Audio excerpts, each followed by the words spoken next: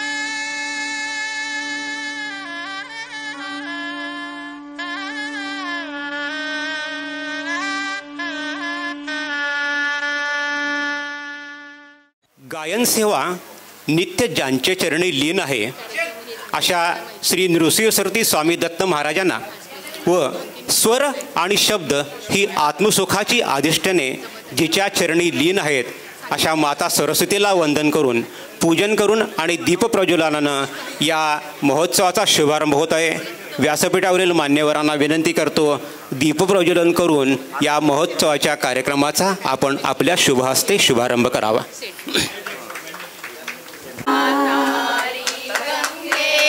सकल भयभंगे त्रिपथगे नमः श्री कृष्णे ते जय शमित तृष्णे गुरुमते चतुर्बाहु श्रीमत् सजल जलदश्यामलतनु प्रकाशद्वक्त्रेन्दुः सदुर्गुणमुक्ता बलिरपि तडिद्वासाभासत्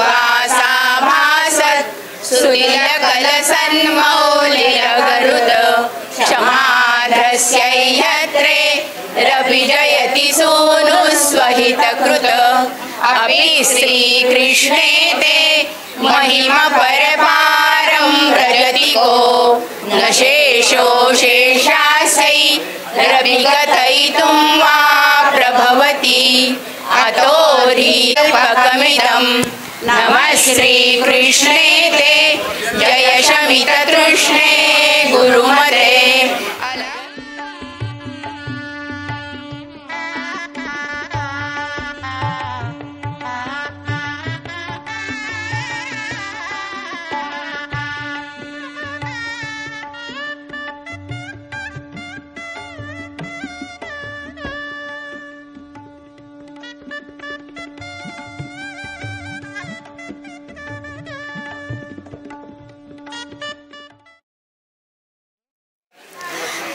जेथे ज्ञानाच्या प्रकाशाचे साम्राज्य असते तेथे अंधकाराचे अस्तित्व नसते. कला साहित्य संगीत यांचं सादरीकरण जेथे असतं तेथे पूजनाचं महत्त्व आणखी वाढतं. मी सुरुवातीला सौ पूजा जमदग्नी यांना विनंती करतो की आपल्या गावच्या प्रथम नागरिक सरपंच श्रीमती पार्वती दत्तात्रय कुंभार मॅडम यांचं त्यांनी पुष्पगुच्छ देऊन स्वागत करावं.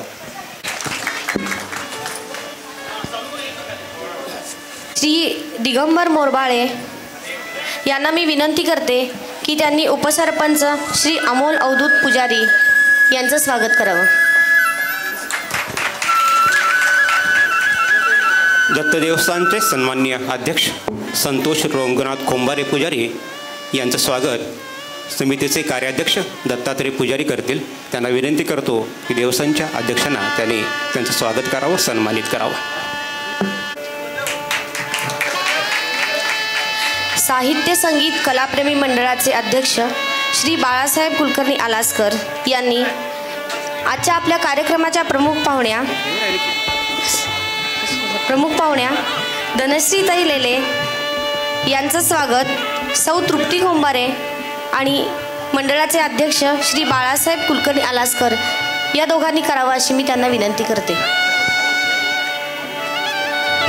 त्यानंतर श्री विलास जोशी यांनी सचिव नृसिंह सरस्वती स्वामी दत्त देवस्थान श्री विवेक विनायक हावळे पुजारी यांचं स्वागत करावं अशी मी त्यांना विनंती करते.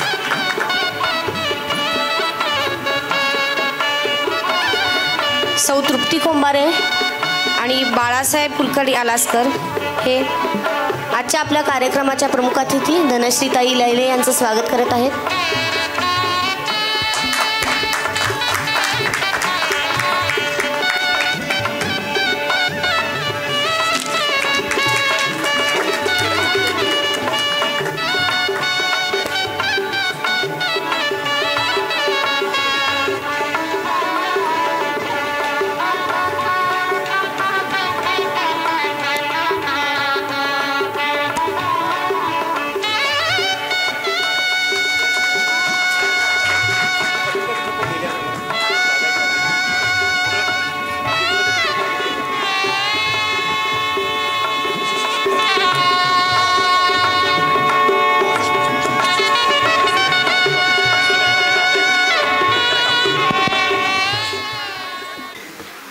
नमस्कार. नृसिंह सरस्वती स्वामींच्या तपाने पावन झालेल्या दक्षिण वाहिनी कृष्णामाईच्या काठावर वेदमंत्राने सतत दुमदुमत राहणाऱ्या पुण्यभूमी नृसिंहवाडीमध्ये कलागंधर्व महोत्सव आपले 5वे वर्ष साजरे करीत आहे.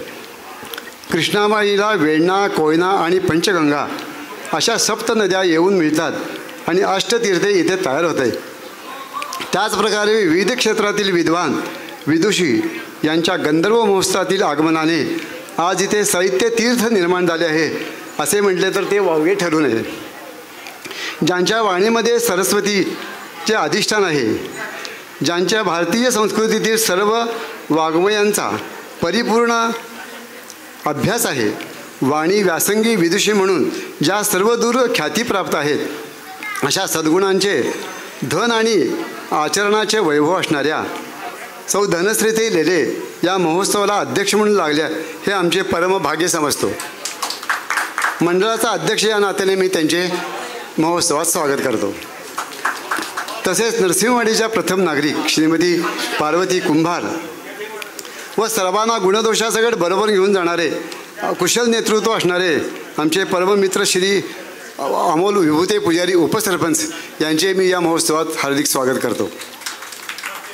ज्यांचा आशीर्वाद व सहकार्य असल्याशिवाय असे महोत्सव होऊ शकत नाहीत असे श्री दत्त देवस्थानाचे अध्यक्ष श्री संतोष खोंबारे व विवेक विनायक हावळे पुजारी यांचे मी या महोत्सवामध्ये स्वागत करतो. तसेच व्यासपीठासमोर उपस्थित असलेले आजचे सत्कारमूर्ती डॉक्टर सौ मृणालिनी जमदग्नी, सौ पराडकर, श्री भोसले, स्वातंत्र्यासाठी आपल्या जीवाची बाजी लावणारे आजी माजी निवृत्त सैनिक, 10वीतील यशस्वी विद्यार्थी, तसेच महोत्सवासाठी उपस्थित असलेले सर्व साहित्य संगीत कलाप्रेमी मंडळी यांचे मी स्वागत करतो. तसेच श्री जमदग्नी परिवार विशेष प्रेम करणारे दापोली, राहुरी, रत्नागिरी, पुणे, कोल्हापूरहून खास उपस्थित असलेल्या सर्व रसिकांचे मी या महोत्सवात स्वागत करतो. महोत्सवाची यथायोग्य प्रसिद्धी करणारे आमचे पत्रकार बंधू यांचे मी मनापासून स्वागत करतो व मी माझ्या वाणीला विराम देतो. अवधूत चिंतन श्री गुरुदेव दत्त.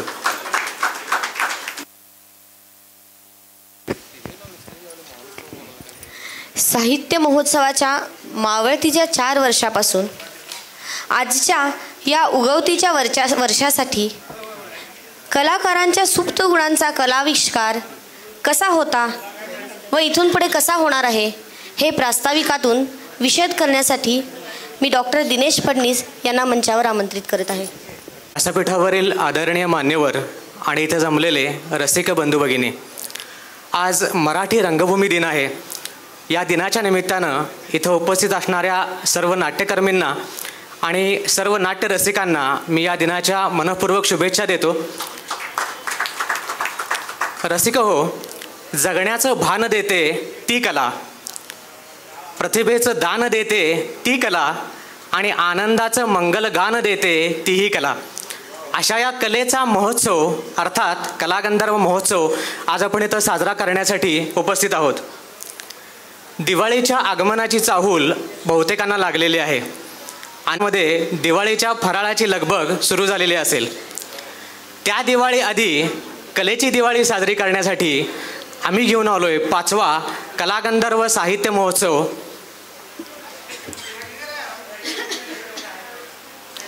रसिक हो, लोकशाही व्यवस्थेमध्ये 5 वर्षांचा कालावधी हा अवलोकनाचा आणि आत्मपरीक्षणाचा कालावधी मानला जातो.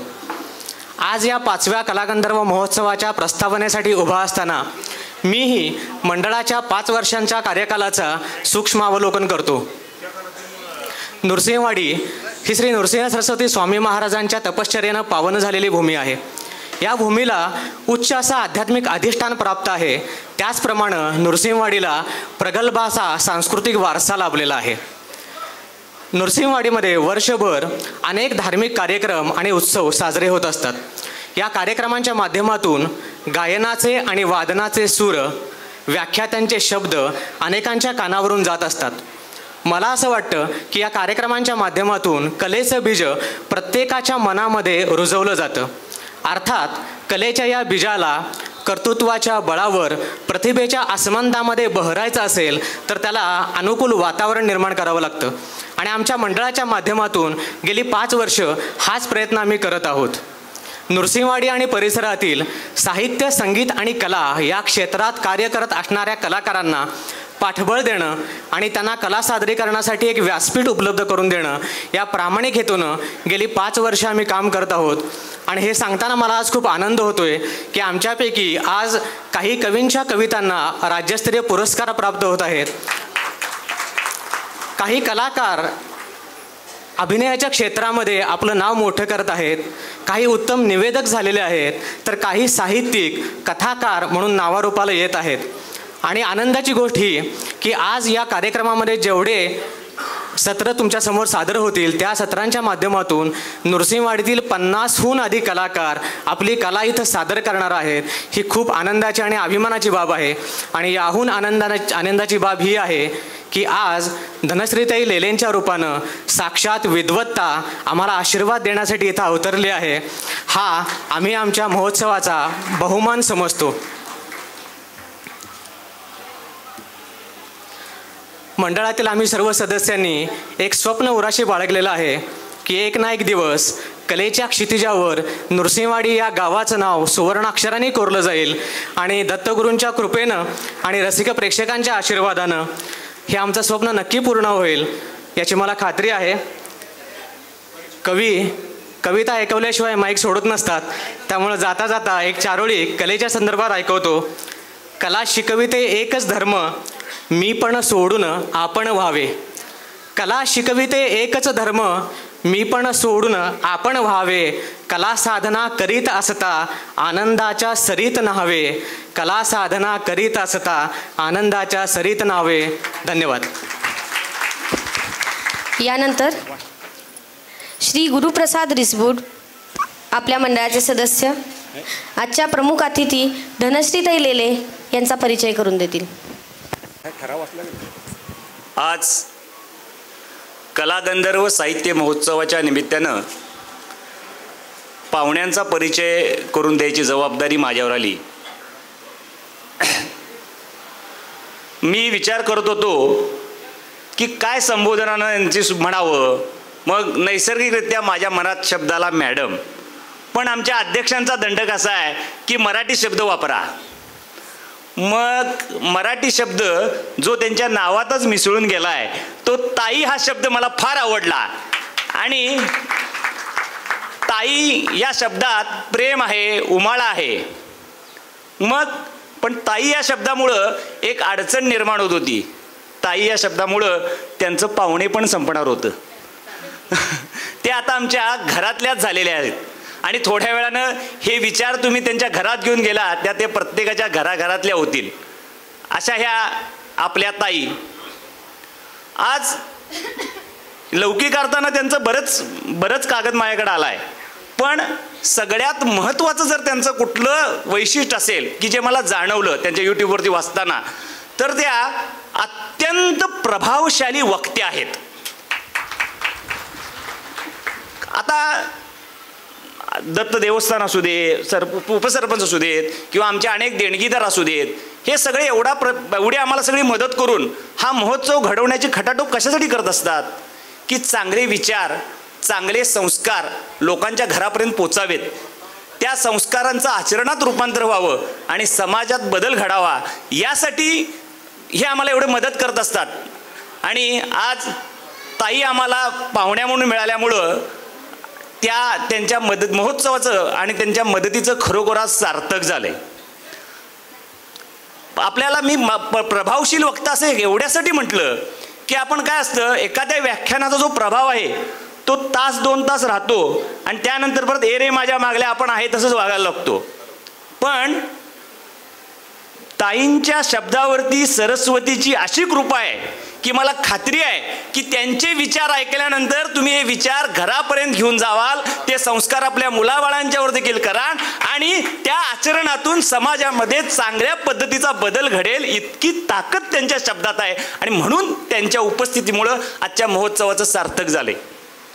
आज ताईंचा संस्कृतवरती प्रचंड कमांडला, आता मराठीत प्रचंड हे आहे काय प्रभाव आहे. हां, तर संस्कृतवर प्रभाव कुणाचा असतो? संस्कृत कुणाला कळतं? आपले मंत्र श्लोक सगळे हे देवाला कळतात. म्हणजे देवाला कळणारी भाषा म्हणजे संस्कृत आहे. मग ताईंचा संस्कृतवरती इतका प्रभाव आहे कारण त्या तेवढ्या देवतुल्य आहेत, त्यामुळं त्यांचा संस्कृतवरती प्रभाव आहे. त्यांनी गीता पाठांतर स्पर्धेत प्रथम येण्याचा मान मिळवला. त्यानंतर MA मध्ये मुंबईसारख्या मोठ्या विद्यापीठात त्यांनी पहिला क्रमांक मिळवला. 50हून अधिक विषयावर त्यांनी संहिता लेखन केलं. संत ज्ञानेश्वर या मालिकेचं लेखन केलं. त्यांचे आकाशवाणीवरती अनेक लोकप्रिय कार्यक्रम झालेले आहेत. स्वातंत्र्यवीर सावरकर शब्दप्रभू पुरस्कार, ठाणे गौरव पुरस्कार असे अनेक पुरस्कार त्यांना मिळालेत. पण मी मगाशी म्हटल्याप्रमाणे त्या इतक्या सुंदर व्याख्यात्या आहेत की मला खात्री आहे या महोत्सवाच्या निमित्तानं तुम्ही त्यांच्यात ते चांगले संस्कार घरापर्यंत घेऊन जाल आणि आपल्या घरात तशा पद्धतीचं आचरण करून आपण सगळी मिळून या महोत्सवाचं सार्थक करूया. धन्यवाद. त्यानंतर श्रद्धांजली अर्पणाचा ठराव या ठिकाणी संमत होतोय. देशाच्या सीमेचे रक्षण करताना बलिदान देणारे वीर जवान. गतवर्षी झालेल्या 4थ्या साहित्य महोत्सवापासून आज अखेर काळात दिवंगत झालेले साहित्य, संगीत, कला क्षेत्रातील कलावंत व या क्षेत्राशी जवळीक असणाऱ्या दिवंगत व्यक्ती, कर्तव्य बजावताना दिवंगत झालेले पोलीस दलातील कर्मचारी व अधिकारी, विविध क्षेत्रातील थोर व्यक्ती, क्रीडा क्षेत्रातील खेळाडू, तसेच आपल्या गावातील निधन पावलेल्या नागरिक, ज्ञात अज्ञात व्यक्ती यांना भावपूर्ण आदरांजली, त्यांना सद्गती लाभो अशी भगवान दत्तचरणी प्रार्थना. पुस्तक वाचन ही खरी शिदोरी आहे हे ज्यांना कळते, पुस्तक लिहिण्या मन त्यांचे वळते. सौंदर्याची अनुभूती देणारी, तरल शब्दातून फुलणारी आणि मनाचा ठाव घेणारी कथा म्हणजे मेघदूत. मेघदूत या पुस्तकाचे प्रकाशन माननीय सौ धनश्रीताई लेले यांच्या हस्ते आता इथे संपन्न होत आहे. मी त्यांना विनंती करते की त्यांनी या पुस्तकाचं प्रकाशन करावं. पुस्तकाच्या लेखिका माननीय डॉक्टर सौ मृणालिनी जमदग्नी यांना मी मंचावर येण्याची विनंती करते.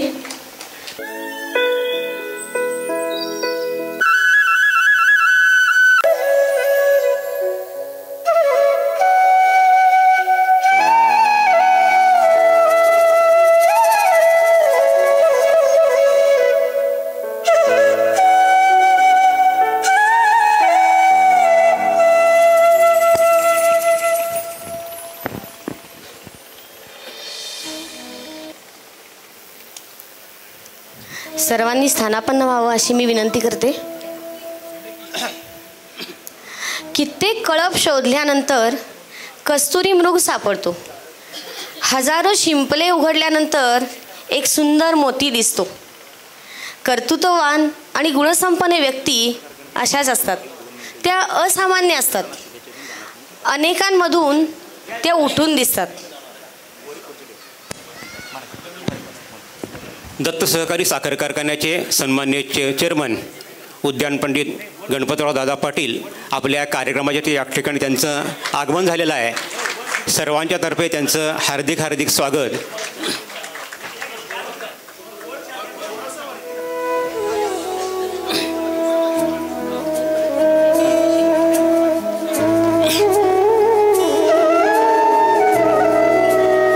मेघदूतचं प्रकाशने लीलेताईंच्या सोबत गणपतराव दादांच्या शुभहस्ते होत आहे.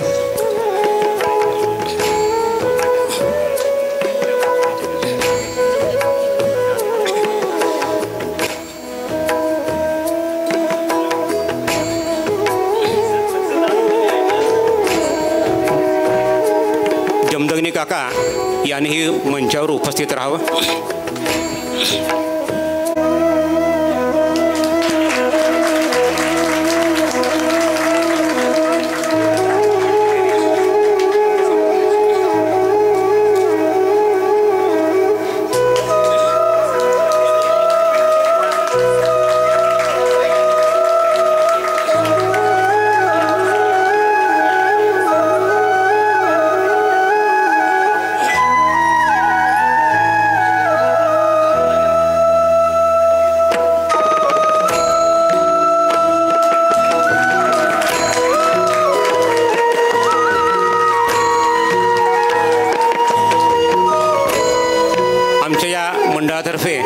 सन्मान्य गणपतराव दादा पाटील यांचं स्वागत होत आहे.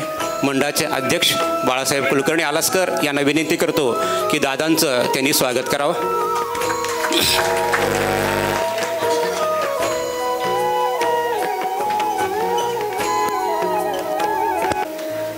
कर्तृत्ववान गुणसंपन्न व्यक्ती अशाच असतात की त्या अनेकांमधून उठून दिसतात. एका महिलेचा गौरव करणार आहोत.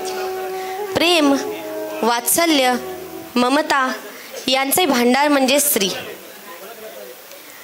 व्यक्तित्वाला सात्विकतेची किनार आहे, व्यासंगाला तात्विकतेची धार आहे.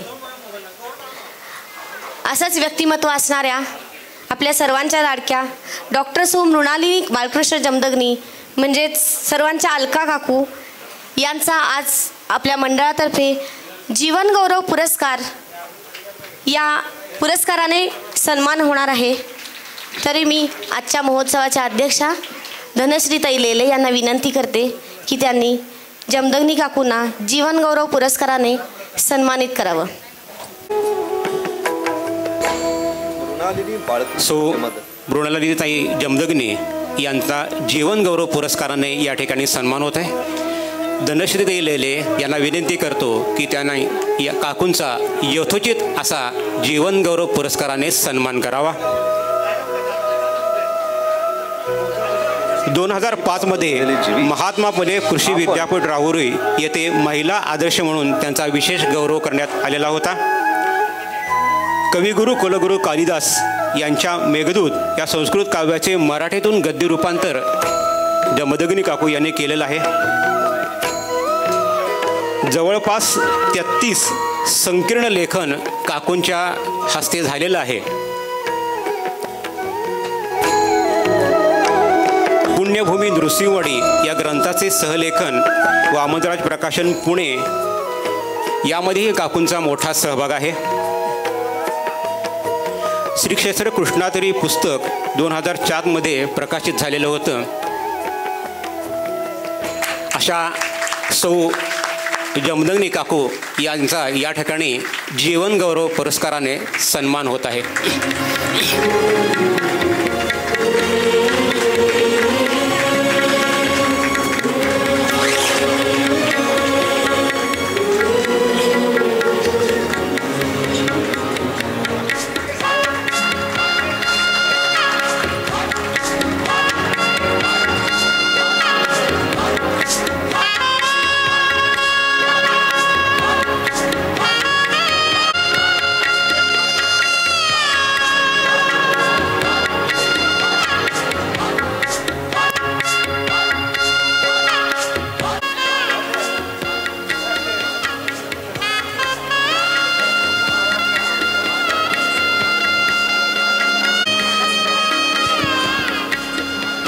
यानंतर मानपत्राचं वाचन करण्यासाठी निमंत्रित करतोय डॉक्टर श्री दिनेश फडणीस यांना. कोजागिरी पौर्णिमेदिवशी प्राप्त झालेले जीवित आपण धवलशुभ्र चंद्रप्रकाशासम ज्ञानाच्या योगाने तेजोमय केलेत.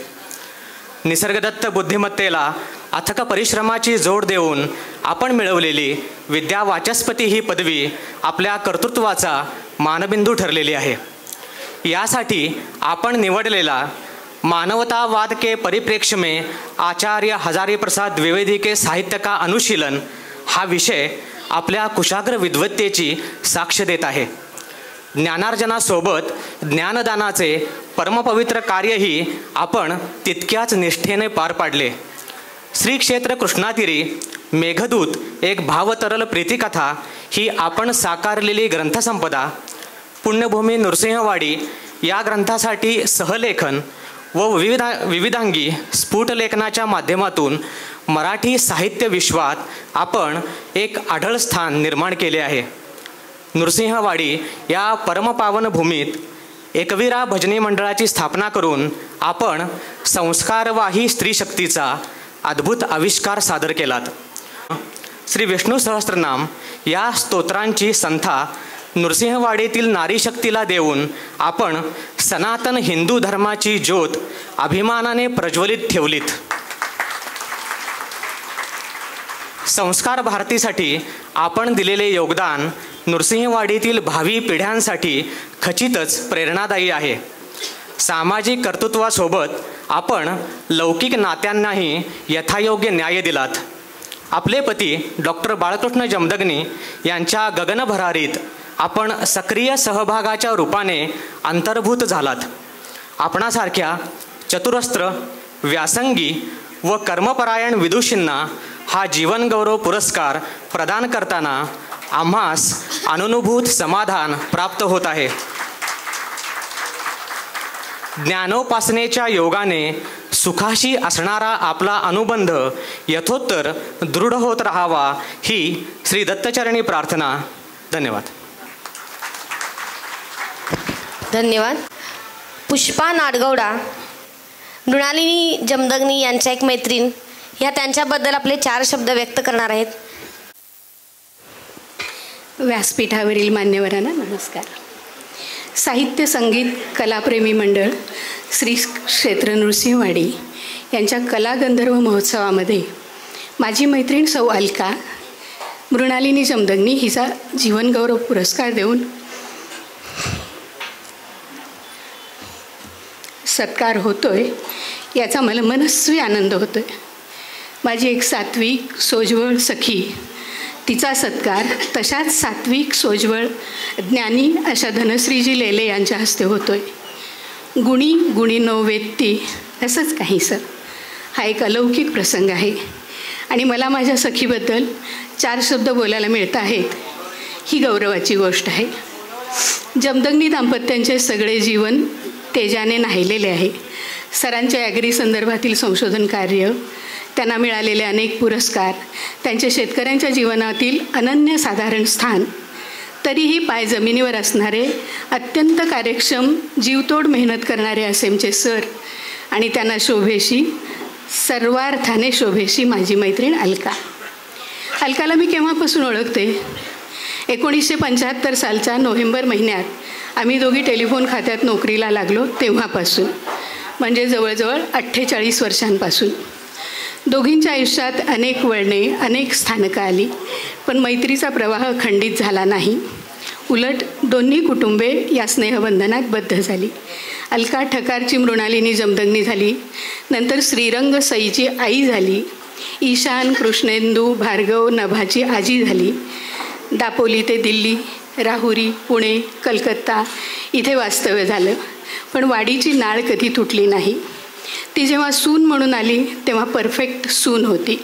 आंघोळ करून आलेल्या सासऱ्यांच्या हाती निर्या केलेले धोतर देताना ते म्हणत असलेली स्तोत्र टिप कागदासारखी अवगत करून घेणारी, सासूबाईंच्या हाताखाली स्वयंपाकाचे धडे घेत त्यातच निष्णात होणारी. ती जेव्हा आई झाली तेव्हा ती परफेक्ट आई होती. मुलांना मोठं करण्यासाठी नोकरी सोडून झालेली पूर्ण वेळ आई. तिचं आई पण किती डेडिकेटेड होतं ते श्रीरंग सईवरच्या उत्तम संस्कारातून लक्षात येतं. मध्येच कधीतरी ध्यास घेऊन प्रेमचंद या विषयावर प्रबंध लिहून ती हिंदी विषयात PhD ही झाली. नावापाठीमागे डॉक्टर ही उपाधी लावून ती जिजूंच्या तुल्यबळ होऊन बसली. ती जेव्हा सासू झाली तेव्हा दोन्ही विहीणभाईंची मैत्रीणच झाली. जावई सून दोघांना तिने विस्तारित कुटुंबात असं सामावून घेतलं आणि तिच्या 4 जणांच्या कुटुंबाचं घट्ट असं 6 जणांचं कुटुंब झालं. आणि तिचे सर्वोच्च सुखनिधान म्हणजे तिचं आजी होणं. सईला वेणा सुरू झाल्या ते दोघे बाहेर विष्णू सहस्रनाम म्हणत बसले. किती आवर्तनं झाली माहीत नाही, पण तोंडात ईशान प्राणद प्राण होतं आणि बाळाचं टॅहा ऐकू आलं. त्याच क्षणी त्याचं ईशान हे नाव पक्कं झालं. कृष्णेंदूसाठी ती इकडले सारे व्याप गुंडाळून परक्या कलकत्त्यात श्रीरंग पल्लवीसोबत जाऊन राहिली. आजी पण डोळसपणे निभावून नेते अजूनही. आजही दोन्ही नातवांच्यावर हिचं टाईम टेबल अवलंबून आहे. हे दोघे रिटायरमेंटनंतर वाडीत राहायला आले आणि त्यानंतरचं त्यांचं योगदान सगळ्या वाडीकरांना ज्ञात आहे. वाडीतील दत्त मंदिरात सकाळपासून रात्रीपर्यंत काय काय विधी होतात हे हिनं पाहिलं आणि ते सारं शब्दबद्ध केलं. भगवद्गीता, विष्णू सहस्रनाम वगैरे स्तोत्र, कृष्णलहरीचा उपक्रम, त्यानिमित्ताने झालेला लोकसंग्रह, वाढलेलं वर्तुळ आणि त्या वर्तुळातील प्रत्येकाला त्या दोघांच्याबद्दल वाटणारा जिव्हाळा, सारंच लोकविलक्षण. पुण्यभूमी नृसिंहवाडी हा ग्रंथराज तर या दोघांचा ड्रीम प्रोजेक्ट. केवढं अफाट काम. त्याच्या निर्मितीच्या वेळचं त्यांचं झपाटलेपण आम्ही पाहिलं आणि आता आज प्रकाशित होणारं मेघदूत. अजलाचं कर्तृत्व तर आहेच, पण या माझ्या अजातशत्रू मैत्रिणीला सदैव प्रोत्साहित करणारं, तळी उचलणारं सरांचं पाठबळ फार मोठं आहे. आणि असंही वाटतं की यांच्याकडून हे करवून घेणारी एक दैवी शक्तीही अलकाच्या पाठीशी सदैव उभी आहे. तिचं मेघदूत आत्ताच पालखीतून इथं आलं. सत्कार तिचा होतोय, पण इथे अभिमानानं माझा ऊर भरून येतोय. असंच तिचं तेजाळणं बघत माझे डोळे दिपत राहोत अशी देवाजवळ प्रार्थना करून मी माझे 2 शब्द संपवते. आणि हो धनश्रीताई, तुमचे बोल कानी पडावेत म्हणून फार धडपड करून मी इथे आले. यूट्यूबवर तुमचे असंख्य व्हिडिओज वारंवार पाहूनही मन भरत नाही. तुम्हाला प्रत्यक्ष पाहणे आणि ऐकणे हा अलभ्य लाभ आज झाला आहे. मी तुमची जबरदस्त फॅन आहे. नमस्कार. लाभली निष्ठा तेथे कर्तृत्वाचा जन्म होतो. कार्यपूर्तीच्या समाधानातून कार्याचा गौरव होतो. जसा पुरुषाच्या यशात स्त्रीचा वाटा असे, तसा स्त्रीच्या यशात पुरुषाचा वाटा का बरं नसे. मंडळाचे संस्थापक व प्रेरणास्थान डॉक्टर बाळकृष्ण महादेव जमदग्नी यांचा या ठिकाणी सत्कार होतोय. सौ धनश्री लेले यांच्या शुभहस्ते हा करण्यात येत आहे. शेतीतज्ञ डॉक्टर जमदग्नी यांनी त्याचा स्वीकार करावा. जीवनरूपी मैदानात पाऊल आम्हा साऱ्यांना लाभो ही दत्तचरणी प्रार्थना. मंडळाचे व प्रेरणास्थान असलेले श्री डॉक्टर बाळकृष्ण महादेव जमदग्नी यांचा सत्कार आजच्या महोत्सवाच्या अध्यक्षा सौ धनश्रीताई लेले यांच्या हस्ते या ठिकाणी संपन्न होत आहे.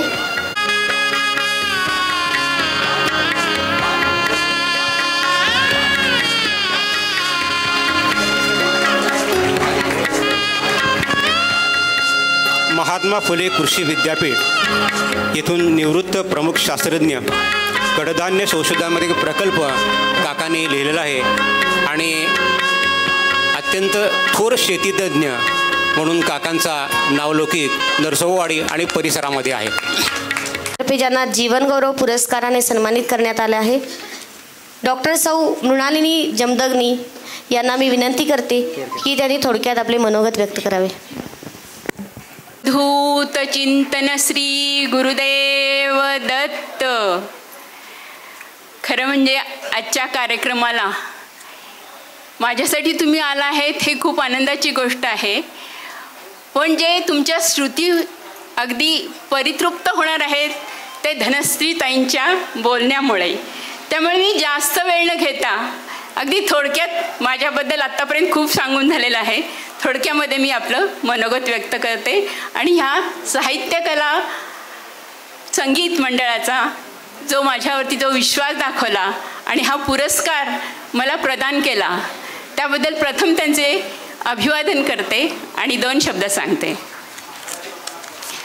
काय आहे, त्यांनी सांगितलं की अगदी थोडक्यात करा, पण कसं आहे, इथली वाडी, इथल्या माझ्या भगिनी, ह्या प्रत्येक भगिनीबद्दल सांगताना माझा ऊर भरून येईल इतकं खूप खूप काही त्यांनी मला दिलेलं आहे. त्यामुळे मी सर्वात प्रथम हे सांगते आपल्याला की हा सन्मान जो आहे तो हा माझा नाही, ह्यातल्या प्रत्येकीचा आहे. कारण त्या ज्या परिस्थितीतून ह्या इथे शिकलेल्या आहेत ती परिस्थिती मी पाहिलेली आहे. रोज येणाऱ्या पाहुण्यांना आगत स्वागत करून, त्यांना छान रुचकर असं भोजन घालून आणि त्याच्यानंतर 3:30 नंतर आपण जेवणार. हा वेळ कुठं असतो सांगा बरं. त्याच्यानंतर ते सगळं आवरणं. पण हे सगळं झालं तरी जेव्हा मी म्हटलं की आपण कृष्णारहरी तुम्हाला शिकवणार आहे आणि 4 ते 5 हा वेळ दिलेला आहे, तर ह्या वेळेस काही भगिनी अशा होत्या की घरात यजमानकृत्य आहे, जेवणं शेवटची पंगत झालेली आहे आणि अशा वेळेस त्या स्वतः न जेवता ओढीनं हे शिकायला आलेले आहेत. त्यामुळे हा सन्मान माझा नाही आहे, यातला प्रत्येकीचा आहे. आता थोडक्यात सांगते. श्री क्षेत्र नरसिंहवाडी येथील कलागंधर्व महोत्सवाच्या आजच्या माननीय अध्यक्षा सौ धनश्रीताई लेले या महोत्सवासाठी विशेषतः धनश्रीताईंचे प्रवचन ऐकण्यासाठी नृसिंहवाडी पंचक्रोशीतीलच नव्हे तर पुणे, तळेगाव, नाशिक, राहुरी, औंध, पिंपरी, मिरज, सांगली आणि कुठून ही सगळी लोकं आलेली आहेत. त्यामुळे ह्या रसिक श्रोत्यांचे मी प्रथम स्वागत करते. धनश्रीताईंच्या हस्ते मला मिळणाऱ्या जीवनगौरव पुरस्काराचा सोहळा पाहण्यासाठी आवर्जून उपस्थित असलेले माझे आप्त मित्र, स्नेही मित्र, मैत्रिणीचं तर तुम्ही आता ऐकलेलंच आहे. या सर्वांना माझे विनम्र अभिवादन. खरं म्हणजे नरसोबावाडीचे कैलासवासी वसंत अनंत पुजारी यांचे घर म्हणजे माझे आजोळ. त्यामुळे लहानपणापासूनच वाडीची ओढ मनाला आहे. गगनबावड्याचे ठकार हे माझे माहेर घर. ठकार हे रामचंद्र पंत अमात्य यांचे उपाध्ये. हे त्यांनी त्या ठिकाणी रामाची सेवा केलेली आहे माझ्या आजोबांनी. नोकरीच्या निमित्ताने माझे वडील गगनबावड्याहून मिरजेत आले. तिथेच माझे बालपण आणि शिक्षण झाले. कॉलेजमध्ये असताना डॉक्टर गजानन शंकर सुर्वे या थोर गुरूंच्यामुळे वाङ्मयीन अभ्यासाची प्रेरणा मिळाली आणि त्यांच्या मार्गदर्शनानेच मला PhD मिळाली. ही PhD हिंदी विषयात आहे. त्यावेळेस 12वीला मला विद्यापीठामध्ये हिंदी विषयात मी प्रावीण्य मिळवलेले होते, पहिली आलेली होते आणि भारत सरकारची शिष्यवृत्ती मला मिळालेली होती. त्यामुळे पुढे हिंदी या विषयामध्येच मी सर्व वाङ्मय जे आहे किंवा PhD जी आहे ती केलेली आहे. इसवी सन 1977मध्ये शेतीशास्त्रज्ञ बाळकृष्ण जमदग्नी यांच्याशी माझा विवाह झाला. नृसिंहवाडीच्या जमदग्नी घरातील मी सून झाले. दत्तभक्ती आणि सुसंस्कारांनी भरून राहिलेलं सुरेख असं माझं सासर. यजमानांच्या कृषी विद्यापीठातील नोकरीमुळे दापोली, रत्नागिरी, दिल्ली, कुडाळ, राहुरी अशा विविध ठिकाणी माझे वास्तव्य झाले. सगळीकडेच केलेल्या चांगल्या कामगिरीमुळे यश, कीर्ती, समृद्धी मिळाली. पण वाडीची ओढ मात्र काही विलक्षण होती. इसवी सन 2007मध्ये यांची सेवानिवृत्ती झाली. पुण्यात घर घ्या असा त्यांच्या मित्रांचा खूप सल्ला होता. अनेकांनी सांगितलं, काय राहणार तुम्ही आता तिथे वाडीमध्ये. मला माझ्या मैत्रिणी म्हणायच्या, तुला तिथं कसं करमेल का गं म्हणून. पण आम्ही काही ऐकलं नाही, कारण आमची ओढ ही विलक्षण होती. पण आणखीन एक त्याच्याबद्दल सांगायला वाटतं की आयुष्यभर अनवाणी पावलांनी संपूर्ण भारत देशामध्ये अनेकदा तीर्थयात्रा करणाऱ्या परमहंस परिप्राजकाचार्य श्री टेंबे स्वामी महाराजांनी अगदी निश्चयपूर्वक वाडीबद्दल सांगितलेलं आहे. ऐसे कृष्णा तीर ऐसे कृष्णा तीर वृक्ष औदुंबर ऐसा जगदोद्धार आहे कोठे. मग हा जगदोद्धार सोडून मी जाणार कुठे हो. आणि ही तर श्री दत्तांची राजधानी आहे. काकड आरती ते शेजारती आणि 12ही महिन्यांचे संवत्सर सोहळे यामध्ये मन सतत रममाण असायचे. आणि इथले पुजारी तर सतत देवाचा कट्टा हे त्यांचं घरच होतं. त्यांच्या स्त्रिया त्यांच्या सेवाभावाचे एक गारुडच माझ्या मनावर आरूढ झाले होते. आणि हे सर्व पाहून रमे तेथे मन हा वाडीवरचा माझा पहिला लेख 1981 झालेल्या कन्यागताच्या स्मरणिकेमध्ये प्रसिद्ध झाला. सर्व थोरा मोठ्यांनी त्याचे कौतुक केले.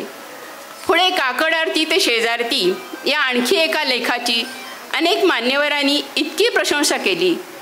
अगदी करवीरच्या शंकराचार्य पीठांनी सुद्धा वाडीला म्हणे आम्ही अनेकदा येऊन गेलो, पण जे कळले नाही ते या ग्रंथाने आणि या लेखाने मिळाले असे त्यांचे म्हणणे होते.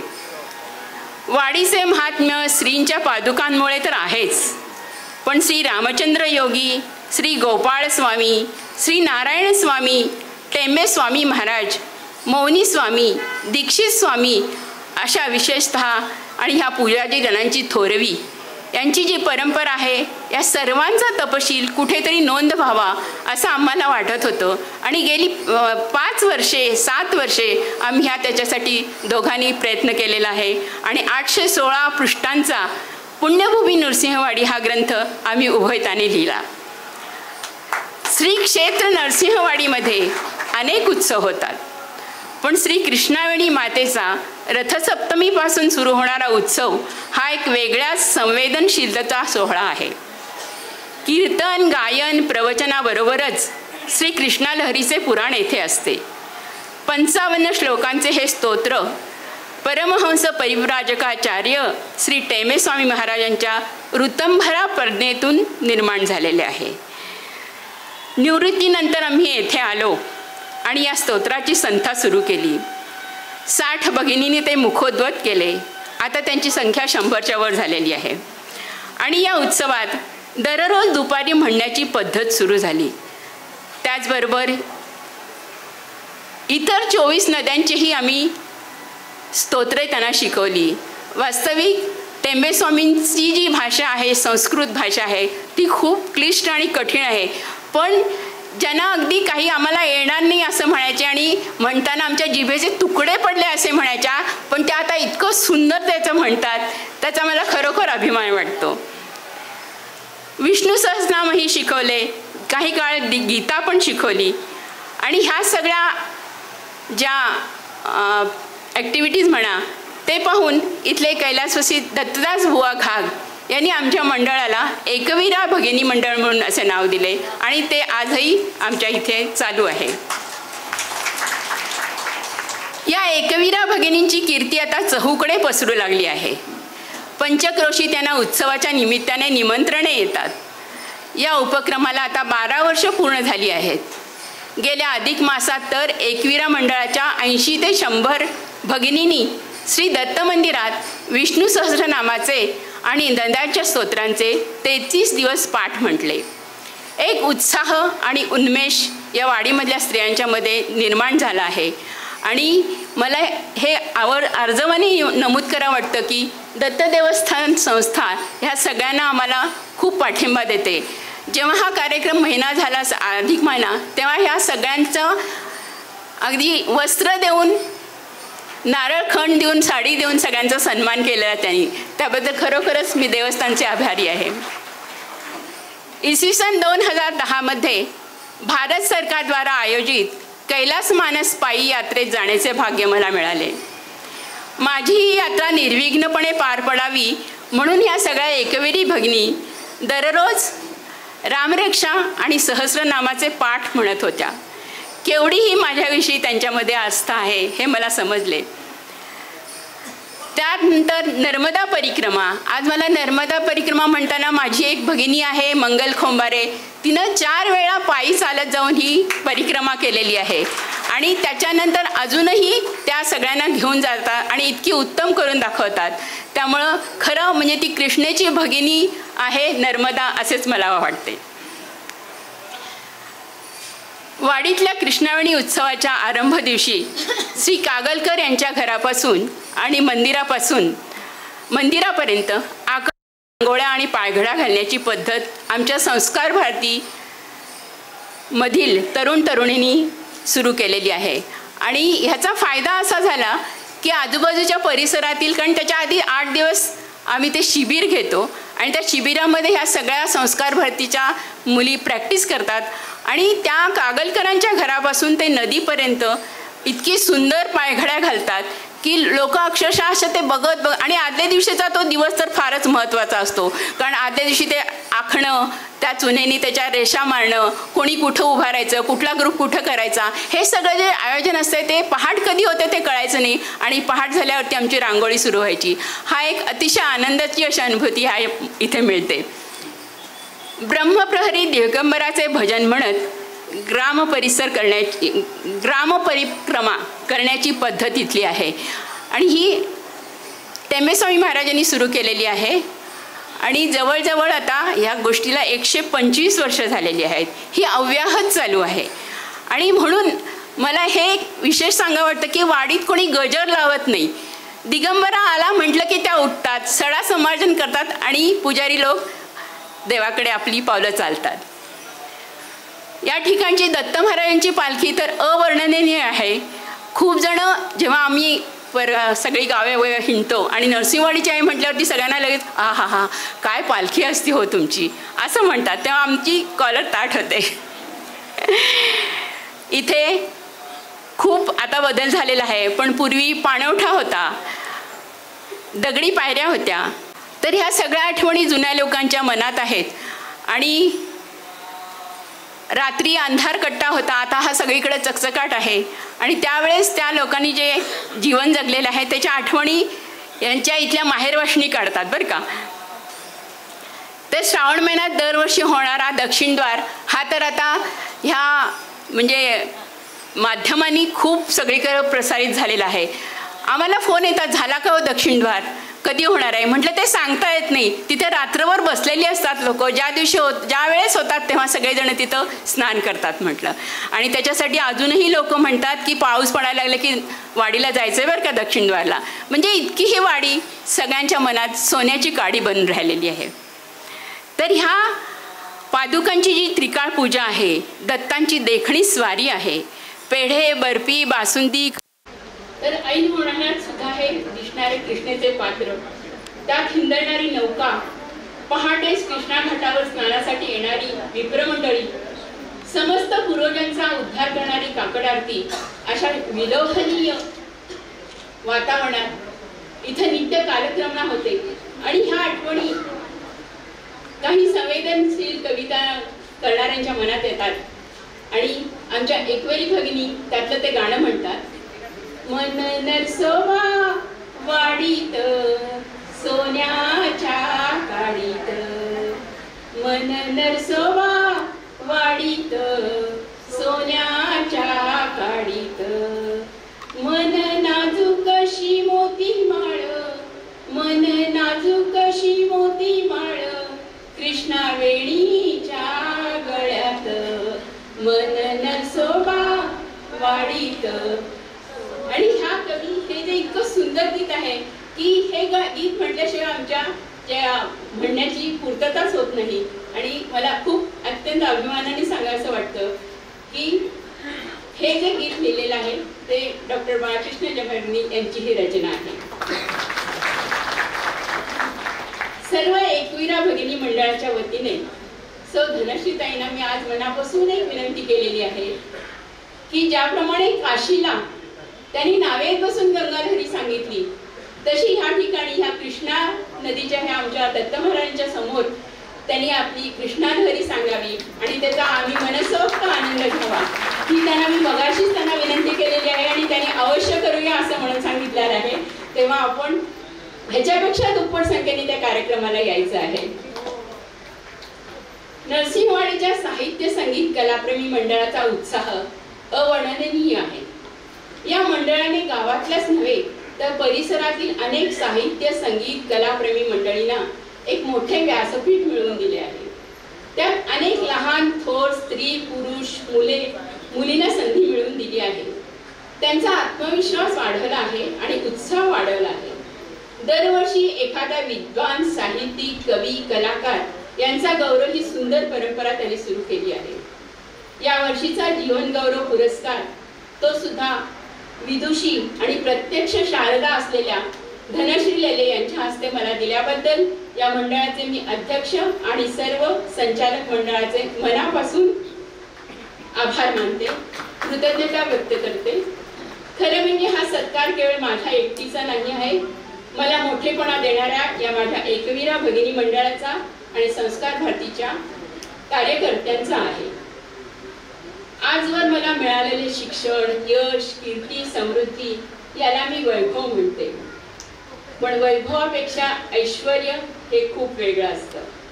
ही ऐश्वर्याची संकल्पना खूपच वेगळी आहे. सत्वगुणांचा उत्तरोत्तर उत्कर्ष, परमार्थाची आणि अध्यात्माची ओढ आणि परिपूर्णता ह्या ईश्वरी गुणांची प्राप्ती हेच ऐश्वर्य आहे. आणि असे ऐश्वर्य मला मिळावे ही दत्तचरणी प्रार्थना करते आणि मी माझं मनोगत चिंतन श्री गुरुदैव दत्त. व्यासपीठावरील आदरणीय मनसिद्ध गेले कुर्शीवाडी गावच्या प्रथम नागरिक कुंभार वहिनी, तुमचे परममित्र ग्रामपंचायतीचे उपसरपंच धडाडीचे अमोल पुजारी, माझे सहकारी सचिव विवेक हावळे आणि आमचे परममित्र बाळासाहेब आलासकर, तसेच सर्व बंधू आणि भगिनींना उत्तम अभिवादन करून दत्त महाराजांच्या चरणी आपल्या सर्वांना सुख प्राप्त हो, आपली कार्यसिद्धी हो आणि या मंडळाचा असंच उत्तरोत्तर यशकीर्ती लाभो आणि या नृसिंहवाडी गावचं नाव जगतामध्ये आहेच ते अधिकाधिक उत्तरोत्तर दृढ हो, मी दत्तचरणी प्रार्थना करतो. परत एकदा शुभेच्छा देतो आणि मी माझे 2 शब्दाला विराम देतो. श्री गुरुदेव. साहित्य संगीत कलाप्रेमी मंडळ नृसिंहवाडी कला गंधर्व महोत्सव वर्ष 5वे आपणा सर्वांच्या उपस्थितीत या ठिकाणी साजरा होत आहे. व्यासपीठावरील मान्यवर उद्घाटक महोत्सव अध्यक्षा सौ धनश्री लेले यांचे विशेष आभार या ठिकाणी मी व्यक्त करतो. त्यांनी आज या कार्यक्रमासाठी आपली उपस्थिती आम्हाला दिली. त्यांचं यानंतर जे होणार आहे ते व्याख्यान, त्यासाठी सर्वांनी या ठिकाणी पुनश्च उपस्थित राहायचं आहे. त्यानंतर जे मानल्यामुळे मनाचा भार हलका होतो त्या आभार प्रदर्शनाचा या ठिकाणी मी सुरुवात करीत आहे. उद्घाटन प्रसंगी आजच्या आपल्या नृसिंहवाडीच्या प्रथम नागरिक सरपंच पार्वतीताई कुंभार यांचेही विशेष आभार मानतो. त्याचप्रमाणे आमचे मित्र आणि नृसिंहवाडीचे लोकप्रिय उपसरपंच अमोल विभूते पुजारी, दत्त देवस्थानचे अध्यक्ष आमचे ज्येष्ठ बंधू संतोष कुंभारे पुजारी, त्याचप्रमाणे सचिव श्री विवेक हवळे, या उपस्थित सर्व मान्यवरांचेही मी या ठिकाणी आभार व्यक्त करतो. त्याचप्रमाणे जमदग्नी काका यांच्या परिवारातील सर्व आलेल्या उपस्थित बांधवांचे याही ठिकाणी मी विशेष मंडळाच्या वतीने आभार व्यक्त करतो. त्याचप्रमाणे कृष्ण मंदिराचे जयंत देशपांडे त्यांच्याबरोबर आलेला त्यांचा सर्व परिवार, मित्रमंडळी यांचेही या ठिकाणी आभार व्यक्त करतो. आमच्या या कार्यक्रमाची बातमी प्रसिद्ध करून सर्व मान्यवर पत्रकार बंधू हे आज या ठिकाणी उपस्थित राहिले, त्यांचेही आम्ही विशेष आभार व्यक्त करतो. कार्यक्रमाच्या नियोजनापासून आमच्या पाठीशी सदैव असणारे दत्तराज परिवाराचे सर्वेसर्वा अशोक पुजारी गुरुजी यांनी हे मंगलम कार्यालय आम्हाला उपलब्ध करून दिलं या कार्यक्रमासाठी, त्यांचेही मंडळ विशेष आभार मानते. त्याचप्रमाणे नृसिंहवाडीची मातृसंस्था ज्या ज्यावेळी आम्ही त्यांच्याकडे जाऊ त्यावेळी त्यांनी आम्हाला भरभरून दिलेला आहे, असे नृसिंह सरस्वती स्वामी दत्तदेव संस्थान या संस्थांचे आणि सर्व विश्वस्त पुजारी मंडळींचेही मंडळ आभार व्यक्त करत आहे. मंडळाला आर्थिक सहकार्य देणारे ज्ञात अज्ञात जे कोणी देणगीदार असतील, त्याचप्रमाणे विशेष अंकासाठी प्रसिद्धीसाठी ज्यांनी जाहिरात दिली त्या सर्व जाहिरातदार आणि देणगीदारांचेही मंडळ आभारी आहे. आजच्या या कार्यक्रमाची सकाळपासून रात्रीच्या नाटकापर्यंत ज्या माईक सिस्टम त्याचप्रमाणे साऊंड सिस्टीम याची ज्यांनी व्यवस्था केलेली आहे ते तेली बंधू त्यांचेही मंडळ विशेष आभारी आहे.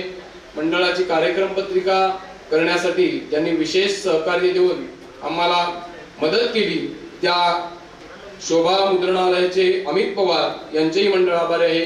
त्याचप्रमाणे मंडळाच्या कार्यासाठी प्रोजेक्टर त्याचप्रमाणे इतर व्यवस्था याकरता श्री दत्त विद्या मंदिर हायस्कूल नृसिंहवाडी यांनीही विशेष आम्हाला सहकार्य केलं, त्याबद्दल मंडळ त्यांचेही आभारी आहे.